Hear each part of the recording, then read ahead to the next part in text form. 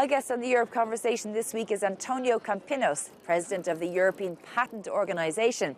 He says while Europe has lost competitiveness over the past 2 decades, there are opportunities in the United States given current political tensions where potentially talent could come back to Europe.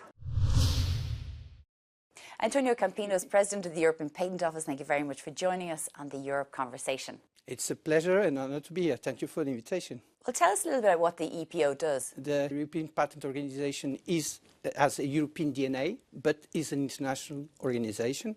And when you look to the world, it's the sole international organization who provides substantive examination of a patent.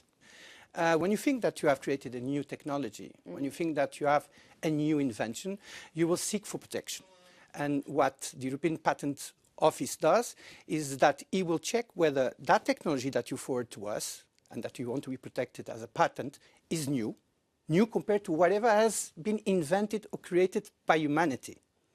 So patent literature, but also non-patent literature like scientific papers. If it has an inventive step, what is an inventive step? Is that invention is not obvious for an expert in the field.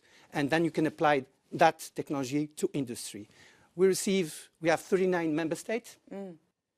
So we almost have all European countries. We go beyond the EU, obviously. We have member states like Turkey or Norway.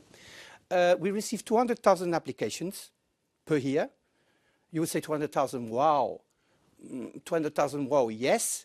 But if you compare to the US, that receives 600,000 applications. Or China, 1.5 million applications, you will see that 200,000. It's a good number, but still, there's a lot of technologies out there, potential technologies, potential inventions that are not converted into patents, which is the first step towards the commercialization. Yeah, so, I mean, why is it that Europe has been losing competitiveness and is not competing with the likes of the United States and China? I mean, it's a really big problem for Europe right now. Well, I think that in Europe, we had too much a legal approach to the matter. Patents is very much taught in universities on a legal perspective. In the US, it's rather the contrary. It's very much linked to the technology. So the approach is totally different. That's the first thing. The second thing is that, of course, we struggle into bringing ideas into the market. And the patent is really at the middle road. We have like 700,000 scientific publications per year in Europe. To give you another comparison, the Americans would have 500,000. The Chinese, 900,000. But when you see then the patent application, you will see that we struggle to convert all this knowledge into successful commercial viable products. And why is that? I mean, so we have these sort of ideas, but we're not able to translate it into the market. Well, we have a different risk appetite than the US, for instance. The US do not fear to fail.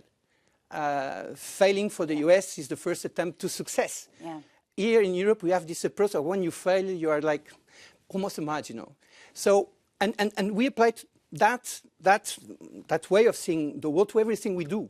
So, for instance, if you want to invest in a new technology, you want to be reassured that it will be a success. But you never know. You don't know. Exactly. And most probably you're going to fail. Now what we need to do is, of course, like we discussed again on the Draghi report, I'd say that we're missing 800 billions to be a par with the Americans. But when you look at the structure of this investment, it's much more what we call seed capital, so early stage capital, when you are creating your startup. What we struggle is to scale up, to gain dimension. And then we need more funding. We need more risk appetite, because if you want to be sure that you're going to have a successful scaling up, I mean, maybe 1 in 100 startups are created will be successful, will be one day a 1 billion startup, what we call a unicorn. So we need to invest more in the scaling up, and 2 more things. First, retaining our startups. It is estimated, I think, that 30%, it's on the Draghi report, 30% of our unicorns, so 1 billion euros startup, so to say, move their headquarters abroad, mostly to the US. So we need to retain them. You know, the Americans have a logo. They say, invented here, produced here. Yeah. So we need to start thinking the same way. What is invented in Europe needs to be produced in Europe. And now with the geopolitical tensions, we might even have a strategic opportunity to attract talent, attract researchers, attract talented, gifted people from the US to Europe. But where do you think the EU can maybe seek opportunities given the political atmosphere at the moment? As I said, I think that we need to rely more and more and more on ourselves. There's a limit to what we can rely on ourselves. For instance, we don't have raw materials. We have little raw materials, so we need to diversify to whom we buy the raw materials that we need to build the ships that are so important for the electric cars. So we need to look into ourselves, look into the single market, the internal market, and remove any administrative barrier that still exists when you want to import and export within the external market. And believe me, there's a lot of barrier. First barrier is the lack of trust.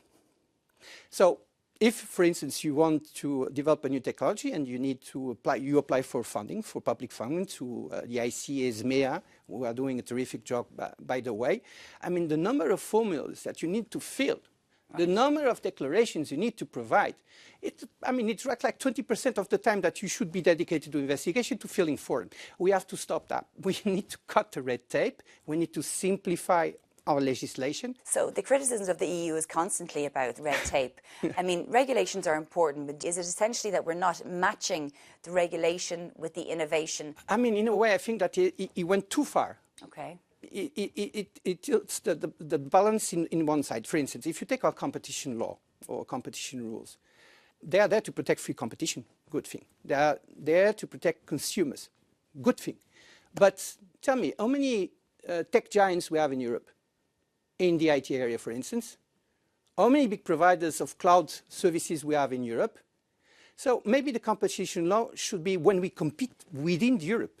But we need to create the right incentives to create technological giants. If you look at the 50 most important companies in the world, Europeans, we have 4. And this is also because of the competition law. So we need to see where to apply this competition law. As I say, if it's within the single market, it's fine. But if you want to compete with the US and China, you need to have the right incentives and the right approach, concentration approach, in order to gain the same dimension that the Chinese and the Americans. You know, one of the things I wanted to ask you about, because we mentioned in the Mario Draghi report, he's calling for 800 billion euros a year investment.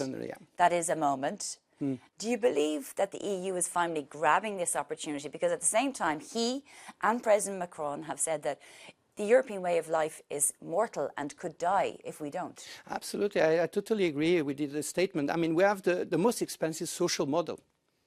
I mean, how many days of holidays you have? Oh, I have. Like 30. Yeah. I mean, in 15 years from now, I will have a pension. I have a social security coverage that is amazing. When you look at what the Americans have, they don't have even half of what we have. But we need to finance that. And to finance that, there's no other way to be more competitive. To gain competitive, you need to be innovative. To be innovative, you need technologies. And that will bring the increases in productivity that we need to finance these 800 billions, or maybe finance the Europe of space, of Europe of defense. We need to be more productive. But are we there? That's what I'm asking. No, we're not there. Yeah. We lost productivity. That's why we lost productivity when we compare ourselves to the Americans and to the US. We lost productivity in the past 20 years. Yes. And why did we do that? And how can we get this back? We need to focus on gaining efficiency gains in our traditional industry. And we need to promote more and more disruptive technologies that will bring these increases in productivity, such as AI. Who doesn't use an AI model? I won't make no advertising. I'll make no advertising for specific AI models. But the AI models are bringing a revolution in our lives, bringing tremendous increase in productivity. But they need to spread. They need to touch all industries. I want to bring you back to the political situation that we're in now with the United States. What do you think the implications of this trade war will be for Europe, of course, in terms of the economies, but also the dissolution in some way of the sort of Western alliance, transatlantic alliance? Well, I mean, tariffs are not good for trade. and not good for the European trade, but they're not good for the American trade. In the meantime, we need to rely on ourselves. We need to diversify our supply chains, and we need to look more, maybe look more, expand our free trade agreements with natural partners. I would say Canada, for instance, Mexico, so north of US, south of US, and obviously China. And what do you think the opportunities lie? Do you believe that maybe the innovation can come this way amid an insecure United States? I mean, there's no alternative. I mean, you said that, I don't know how you say this in English, but the necessity brings ingenuity. And we're in deep need. We are in deep need. We're in deep need. So humankind is never as creative as when he is in need. And we are in need. The sense of urgency is there. So I think that, I mean, this is more than a wake-up call. This is a different world in which we have entered. And we are strong in Europe. We are still a big economic powerhouse. And the only thing is that we need to diversify. We can't rely now exclusively in the US to protect us or to trade with us. We need to diversify our partnerships. Okay, just final question then. Are you optimistic about the next 5 years amid everything that we've talked about today? Global political instability, concerns around EU competitiveness and innovation. Are you optimistic? I think, to be honest, it's not a matter of being optimistic or not optimistic. The matter is that we will be somewhere in 5 years from now. And if we have noticed that something very wrong happened and will not happen. Europe has a strong history. Europe will be there in 5 years from now. We have a longer history than the Americans, I think. Okay. By my own calculations. Antonio Campinos, President of the European Patent Organization. Thank you very much for joining us. Thank you. It was a pleasure. Thank you.